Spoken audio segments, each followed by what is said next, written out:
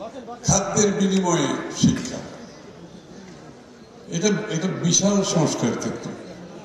এই যে খাদ্যের বিনিময়ে শিক্ষার বিষয়টা এত গুরুত্বপূর্ণ ছিল বাংলাদেশের ক্ষেত্রে যে সাধারণ গরিব পরিবারের ছেলেমেয়েরা পরিবার চালানোর জন্য চাকরি বাকরি করতে বাধ্য হতো এবং তাদেরকে স্কুলে এনরোলমেন্ট করা একটা কঠিন জব ছিল। মানুষের নিজের জীবনযাপন, খাদ্য, বাসস্থান হচ্ছে প্রাথমিক ব্যাপার। সুতরাং দেশনেত্রী বেগম খালেদা জিয়া খাদ্যের বিনিময়ে শিক্ষার মাধ্যমে যে কাজটি করেছেন, স্কুল এনরোলমেন্ট বাড়িয়েছেন, গরিব পরিবারের ছেলেমেয়েরা স্কুলে গেছেন খাওয়ার জন্য, তাদের খাদ্য পুষ্টির উন্নত হয়েছে, তাদের শরীর ভালো হয়েছে এবং সবচেয়ে বড় কথা হচ্ছে মহিলাদের এনরোলমেন্টটা অনেক বেশি বেড়েছে। যারা বাড়িতে বসে নিজেদের পরিবারকে সব কাজ করবে সাহায্য করত, তারা কিন্তু স্কুল এনরোলমেন্টে চলে গেছে। এই জন্য মহিলা এম্পাওয়ারমেন্টও এই সিদ্ধান্তের মাধ্যমে অনেক বেশি হয়েছে। তো সুতরাং আমি মনে করি এইটি একটি যুগান্তকারী সংস্কার, বাংলাদেশের শিক্ষার ক্ষেত্রে অনেক যুগান্তকারী একটা সিদ্ধান্ত, খাদ্যের বিনিময়ে শিক্ষা।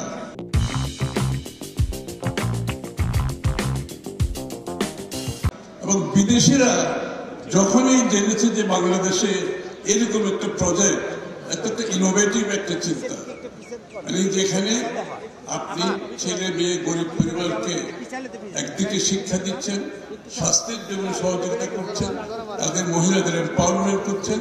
আজকে যে কারণে বাংলাদেশের আপনার ছাত্রীর সংখ্যা অনেক একটা বড় অঙ্কে এসে দাঁড়িয়েছে, শুধুমাত্র এই একটি বড় ধরনের সংস্কার যেটা দেশনেত্রী বেগম খালেদা জিয়া করেছেন। আমাদের যেটা আগামী দিনে জনাব তারেক রহমান সাহেবের নেতৃত্বে যেটা একটা বড় ধরনের শিক্ষা বান্ধব বাংলাদেশ গড়ে তোলার একটা স্বপ্ন আছে। সেই শিক্ষা বান্ধব একটি বাংলাদেশ গড়তে হলে আমাদের প্রথমত যে একটি বড় ধরনের বিনিয়োগের প্রয়োজন আছে। আমরা তো শিক্ষার ব্যাপারে আজকে মডার্ন শিক্ষাতে গেলে আপনাকে টিচিং টুলস দিতে হবে, আপনাকে অটোমেশনে যেতে হবে, আপনাকে ডিজিটালাইজ করতে হবে, আপনাকে টেকনোলজি বাড়াতে হবে এবং শিক্ষকদের যথাযথ বেতন দিতে হবে, তাদেরকে সুশিক্ষিত করতে হবে, ট্রেন করতে হবে। সুতরাং এখানে এই একটা বড় বিনিয়োগ যেটা বাংলাদেশে আমরা বিগত দিনে করতে পারি নাই। জনাব তারেক রহমান সাহেবের নেতৃত্বে আগামী দিনে আমরা জিডিপির 5% আগামী দিনে শিক্ষা ক্ষেত্রে বিনিয়োগ ইনশাআল্লাহ করা হবে। আমরা বক্তৃতা তো সব দিতে পারবো, কিন্তু আসল ক্ষেত্রে যদি বিনিয়োগ না করতে পারি তাহলে শিক্ষা তার সঠিক জায়গায় কোনোদিনও যাবে না। এবং সেটা বাংলাদেশের বিগত দিনে আমাদের যে প্রত্যাশা ছিল সেটা হয় নাই। আমি নিশ্চিত যে তারেক রহমান সাহেবের আগামী দিনে শিক্ষাকে নিয়ে যে ভাবনা, স্বাস্থ্যকে নিয়ে যে ভাবনা, যে দুটো ব্যতীত আপনি মানব সম্পদ সৃষ্টি করতে পারবেন না।